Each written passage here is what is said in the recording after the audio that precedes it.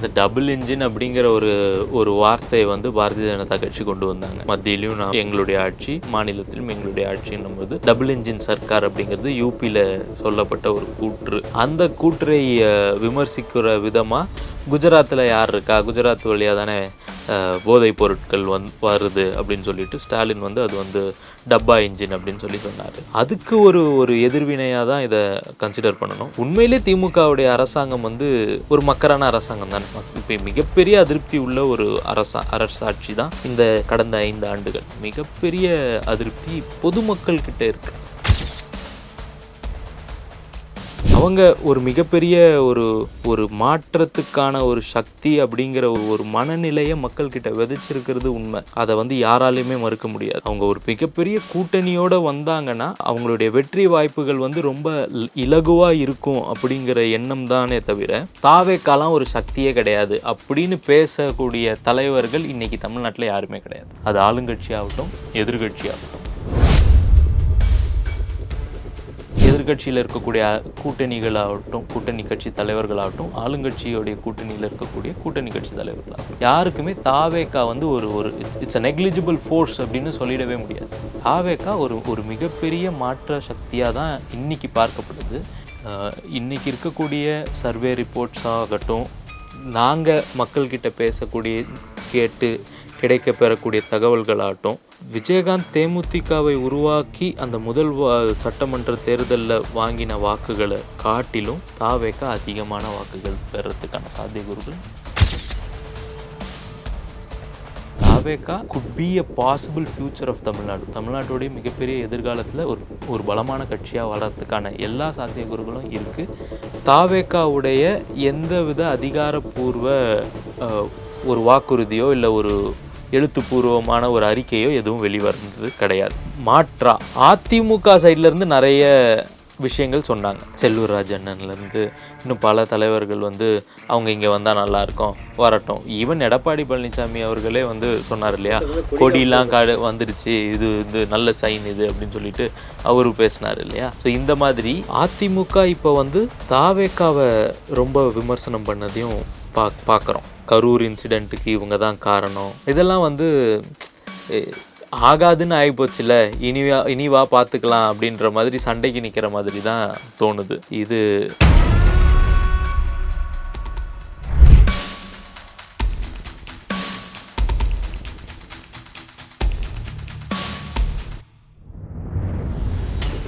Real one நேயர்களுக்கு வணக்கம். இன்று நம்முடன் இணைகிறார் அரசியல் விமர்சகர் திரு ராஜசேகர் அவர்கள். வணக்கம் சார். வணக்கம். திமுக காங்கிரஸ் கூட்டணி ஒரு மக்கரான இன்ஜின் அப்படின்னு சொல்லிட்டு நயினார் நாகேந்திரன் விமர்சனம் பண்ணியிருக்காரு. இது டப்பா இன்ஜின் சொன்னதுனால இவர் ஒன்று சொல்லணுன்றதால சொல்லியிருக்காரா? கரெக்ட். அவர் சொன்னார் இல்லையா ஸ்டாலின். அதுக்கான ஒரு பதிலடியாக நம்ம எடுத்துக்கலாமா, இல்லை உண்மையான ஒரு ஃபேக்ட் அங்கே இருக்கா? இது இந்த டபுள் இன்ஜின் அப்படிங்கிற ஒரு வார்த்தையை வந்து பாரதிய ஜனதா கட்சி கொண்டு வந்தாங்க. மத்தியிலும் எங்களுடைய ஆட்சி, மாநிலத்திலும் எங்களுடைய ஆட்சின்னும் போது டபுள் இன்ஜின் சர்க்கார் அப்படிங்கிறது யூபியில் சொல்லப்பட்ட ஒரு கூற்று. அந்த கூற்றை விமர்சிக்கிற விதமாக குஜராத்தில் யார் இருக்கா, குஜராத் வழியாக தானே போதைப் பொருட்கள் வருது அப்படின்னு சொல்லிட்டு ஸ்டாலின் வந்து அது வந்து டப்பா இன்ஜின் அப்படின்னு சொன்னார். அதுக்கு ஒரு எதிர்வினையாக தான் இதை கன்சிடர் பண்ணணும். 1. 2, உண்மையிலே திமுகவுடைய அரசாங்கம் வந்து ஒரு மக்கரான அரசாங்கம் தானே. இப்போ மிகப்பெரிய அதிருப்தி உள்ள ஒரு அரசாட்சி தான் இந்த கடந்த 5 ஆண்டுகள். மிகப்பெரிய அதிருப்தி பொதுமக்கள் கிட்ட இருக்கு. அதை வந்து அவங்க மறுக்கவே முடியாது. ஸோ கூற்று கரெக்டு தான். தாவேக்கா வந்து யார் வேணாலும் நம்ம கூட்டணி வரலான்னு சொல்லிட்டு கதவை ஓப்பன் பண்ணி தான் வச்சுருக்காங்க. ஆனால் யாரும் அவரோட பேச்சுவார்த்தை நடத்தலைன்றது இது வரைக்கும் தெரிஞ்சிட்டு இருக்கு. இதுக்கு முன்னாடி பார்த்தீங்கன்னா ராமதாஸ் கட்சி வந்து பேசிட்டு வராங்க, அந்த தரப்பு பேசுகிறாங்க அப்படின்னு சொல்லியிருந்தாங்க. ஆனால் பார்த்தீங்கன்னா அவங்க மகளே இப்போ மறுத்துருக்காங்க, நாங்கள் அப்படிலாம் யாருக்கிட்டே பேசலை அப்படின்ட்டு. ஸோ தாவேக்கா யாருடன் கூட்டணி வைக்க வாய்ப்பு இருக்குது. இப்போ சீமானும் ஓப்பனாக பேசலாம். அவங்க என்ன பேசுகிறாங்கன்னா 100 சீட்டு பேசிக்கலாம் அப்படின்ற மாதிரி விஜய் தரப்பு பேசுறதாகவும், சீமான் வந்து நேரில் பேசலாம், இது ஃபோனில் பேசுகிற விஷயம் இல்லை அப்படின்னு பேசப்பட்டதாகவும் தகவலானது வெளியே வந்துட்டுருக்கு. ஸோ தாவேக்கா யாருடன் நகர வாய்ப்பு இருக்குது? சரி, இப்போ ரீசெண்டாக அந்த ஆடியோ லான்ச் ஒன்று நடந்தது. அதில் தாவேக்கா தலைவர் விஜய் வந்து ஒரு விஷயம் சொல்லியிருந்தார். அணியாக வருவேனா தனியாக வருவேனா, இல்லை கவனிச்சிருப்பீங்கன்னு நினைக்கிறேன். அணியாக தான் வரேன், மக்களோட தான் எங்களுடைய கூட்டணி அப்படின்னு சொல்லியிருந்தார். அதான் பல பேர் என்ன அணிலாக வருவேன் அப்படின்ற மாதிரி காதல் கேட்டதாக சொன்னாங்க. என்னவா அணிலாக வருவேன்? அது எப்படி வருவீங்க? இல்லை அவர் சொன்னது நான் கேட்குறேன். அது எப்படி, யார் அந்த பல பேர்? அது இருக்காங்க நிறைய பேர். வழிப்போக்கர்கள் பேசுறதெல்லாம் நம்ம எடுத்துக்கொண்டு பேச முடியாது இல்லையா? ஒரு தலைவர்கள் பேசக்கூடிய விஷயங்களை நீங்கள் எடுத்து பேசுகிறீங்க அப்படின்னும் பொழுது அதுக்கான பதில் யார் வேணாலும் கொடுக்கலாம் இல்லையா? ஒரு நாகரிகமான ஒரு விமர்சனம் இருக்குன்னும் பொழுது அதை யார் வேணாலும் அந்த கூற்றை பகுத்தறிந்து நம்ம மக்கள்கிட்ட கொண்டு போய் சேர்க்கலாம். இந்த மாதிரியான வாதங்கள் எல்லாம் ஏற்படுதே கிடையாது.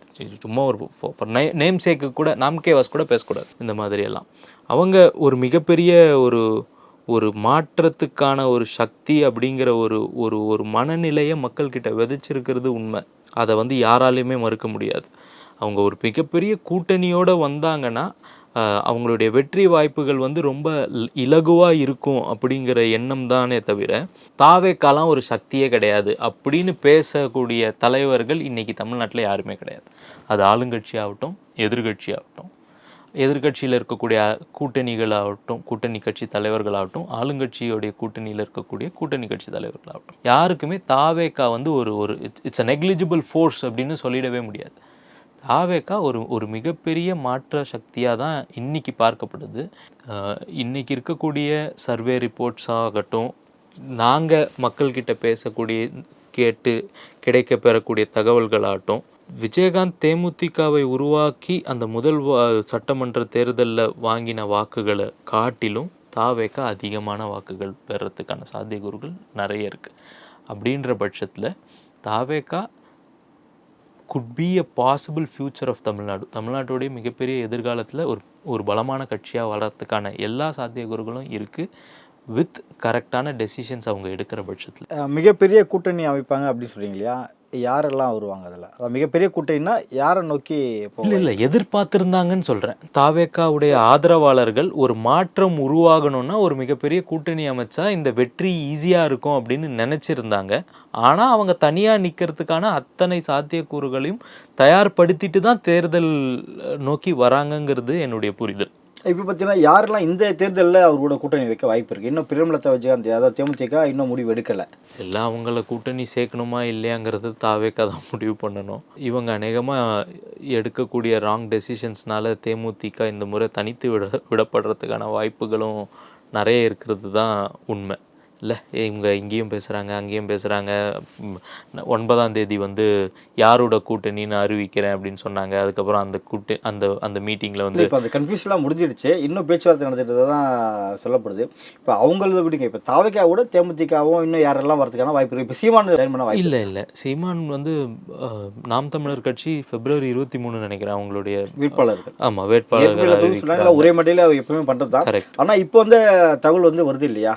எங்கேருந்து வருது தகவல்? எங்களுக்கு எதுவும் வரலையே, அந்த மாதிரி எந்த தகவலும் வரல. நாம் தமிழர் கட்சியோட தாவேக்கா கூட்டணி பேச்சுவார்த்தை நடத்துறதா எந்த தகவலும் இது வரைக்கும் வரல. இல்லை அப்படி இல்லைன்னா கூட இவர்கள் இணைய மாற்றத்துக்காக வந்தவர்களான 2 பேரும் இவர்கள் இணைந்து செயல்பட வாய்ப்பு இருக்கு. ஆமாம், கடைசியாக ஒரு சீமான் அவர்கள் பேசும்பொழுது கூட தம்பி கட்சி, இது அண்ணன் கட்சி, தம்பி கட்சி யாரும் விமர்சிக்க வேண்டாம் அப்படிங்கிற மாதிரி ஒரு லைட் ஸ்டாண்ட் எடுத்திருக்காரு.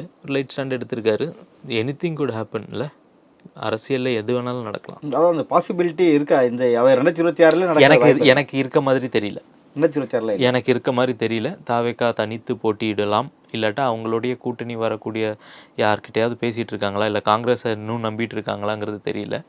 எவ்வளோ சீக்கிரம் அவங்க அந்த முடிவு எடுக்கிறாங்களோ அது தாவேக்காவுடைய அரசியலுக்கு நல்லதாக இருக்கும். அதிமுக விஜய் அவர்கள் அண்மையில் ஊழல் சக்தி அப்படின்னு விமர்சனம் பண்ணியிருந்தார். ஸோ ஆனால் இந்த ஊழல் சக்தி கூட தான் இதுக்கு முன்னாடி வரைக்கும் பேச்சுவார்த்தை நடந்த தகவல்லாம் வெளியாகிருக்கு. ஸோ விஜய் சொல்லல நாங்கள் பேச்சுவார்த்தை பண்ணிக்கிட்டு இருக்கோன்னு. இல்லை, ஆனால் அவர் சார்பாக தான், அந்த கட்சி சார்பாக தானே வேற ஒருத்தர் பேச போகிறாங்க. இல்லை, அவங்க தான் நடத்தணும். சரி, மாற்றத்திற்கான வந்தவர் எதுக்கு கூட்டணியே விரும்பணும்? அதுதாங்க அதிலே சொல்ல, நம்ம வர ஒரு நட்பு சக்தியை இப்போ நம்ப வேணாம் அப்படின்னு சொல்லியிருக்காரு இல்லையா? காத்திருந்ததுன்னு தெரிஞ்சு போச்சு. நட்பு சக்தி இப்போ வர வரைக்கும் காத்திருக்க வேணாம், இப்போ நம்ம தனித்து அப்படின்ற மாதிரி தான் அந்த மீட்டிங்லேயே பேசினார் இல்லையா? அப்போ நீங்கள் வரும்போதே மாற்றத்தை தான் வர போறீங்க. 2 பேரையும் பார்த்து மக்கள் ஏமாத்திட்டாங்க. அவங்கள ஒருத்தரையும் நீங்கள் தேர்ந்தெடுத்து கூட்டணின்றது மக்களுக்கு இது ஒரு பெரிய ஏமாற்றம் தானே. இது கொள்கைக்காக நிற்கிறதுங்கிறது வேற, அரசியலுங்கிறது வேற. எலெக்ஷன் வாட்டர்ஸ் பாலிட்டிக்ஸ், இந்த தேர்தல் அரசியலுங்கிறது வேற, கொள்கை அரசியலுங்கிறது வேற. நீங்கள் 67 எடுத்துக்கோங்க, பொருந்தா கூட்டணி தான் அந்த வெற்றி பெற்ற கூட்டணி. திமுகவுடைய வெற்றி பெற்ற 67 கூட்டணி பொருந்தா கூட்டணி. கொள்கையின் லெஃப்ட் அண்ட் ரைட்டாக இருந்தவங்க, நார்த் அண்ட் சவுத் போலாக இருந்தவங்க, வடதுருவம் தென்துருவமாக இருந்தவர்கள் எல்லாம் ஒன்று சேர்ந்து ஒரு கூட்டணி அமைச்சு தான் அந்த தேர்தலை வந்து காங்கிரஸை வீழ்த்த முடிஞ்சது. அதுதான் வரலாற்று உண்மை. ஸோ இந்த தேர்தல் அரசியலில் எது வேணாலும் பாசிபிள், என்னன்னாலும் நடக்கலாம். ஆனால் அதிமுகவுடன் நாங்கள் பேச்சுவார்த்தையில் ஈடுபட்டு கொண்டிருக்கிறோம் அப்படின்னு தாவேகாவுடைய எந்தவித அதிகாரப்பூர்வ ஒரு வாக்குறுதியோ இல்லை ஒரு எழுத்துப்பூர்வமான ஒரு அறிக்கையோ எதுவும் வெளிவந்தது கிடையாது. மாற்றா அதிமுக சைட்லேருந்து நிறைய விஷயங்கள் சொன்னாங்க. செல்லூர் ராஜ் அண்ணன்லேருந்து இன்னும் பல தலைவர்கள் வந்து அவங்க இங்கே வந்தால் நல்லாயிருக்கும், வரட்டும். ஈவன் எடப்பாடி பழனிசாமி அவர்களே வந்து சொன்னார் இல்லையா, கொடியெலாம் வந்துடுச்சு, இது வந்து நல்ல சைன் இது அப்படின்னு சொல்லிட்டு அவரு பேசினார் இல்லையா.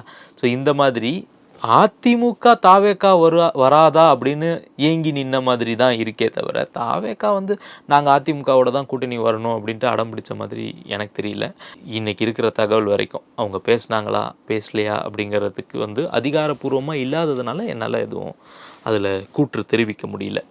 1. 2, அதிமுக இப்போ வந்து தாவேக்காவை ரொம்ப விமர்சனம் பண்ணதையும் பார்க்குறோம். கரூர் இன்சிடெண்ட்டுக்கு இவங்க தான் காரணம், இதெல்லாம் வந்து ஆகாதுன்னு ஆகிப்போச்சுல, இனிவா பார்த்துக்கலாம் அப்படின்ற மாதிரி சண்டைக்கு நிற்கிற மாதிரி தான் தோணுது. இது தாவேக்கா மிகப்பெரிய சக்தியாக வளர்ந்துன்னு வர்றதுங்கிறது இல்லை வளர்ந்துட்டுருக்கு அப்படிங்கிற அச்சம் வந்து ஆளுங்கட்சி எதிர்கட்சி எல்லாருக்குமே இருக்குங்கிறத வெளிப்படுத்துது. நடப்பு அரசியல் குறித்து பல்வேறு கருத்தில் இப்போ மிக்க நன்றி சார். தேங்க்யூ.